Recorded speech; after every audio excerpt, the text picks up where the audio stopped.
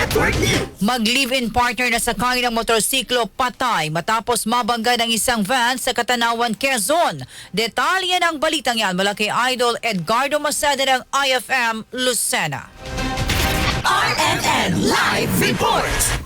Nagtamo ng matinding pinsala na naisugod sa pagamutan ang dalawang biktima na mag-live-in partner na sakay na motorsiklo na sina alias Sapon at Ana ng Barangay Duungan, Ibaba, Katanawan, Quezon. Nangyari ang aksidente ng alas 7:40 ng umaga ng araw matapos ang selebrasyon ng bagong taon sa intersection ng Provincial Diversion Road sa Sitio Bangad, Barangay Pakabit, Katanawan, Quezon. Sa inisyal investigasyon, ang motorsiklo na sinasakyan ng mag-live-in partner ay binabaybay ang westbound lane patungo sa town proper ng nasabing bayan, habang ang L300 van na minamanaw naman ni Clemente na nasa parang direksyon ay tinangkang unahan ang motorista. Habang nagaganap ang pag-overtake ng van sa motorsiklo ay nabangga nito ang isa pang motorsiklo na binabagtas naman ang northbound lane. Nagresulta ng dagliang pagbalik sa dating linya ng van na aksidente naman na nasagi ang mag-live-in partner na lulan ng motorsiklo na naging dahilan ng kamatayan ng mga ito. Ang pangatlong sangkot sa aksidente naman ay tumakas na sa lugar na pinangyarihan. Hindi naman nasugatan ng tsuper ng van. Maharap sa kasong reckless imprudence resulting in double homicide ang suspect. Kasama mo sa RMN Calabarzon and 106.3 IFM Lucena, Idol Edgardo Maceda. Tatak RMN!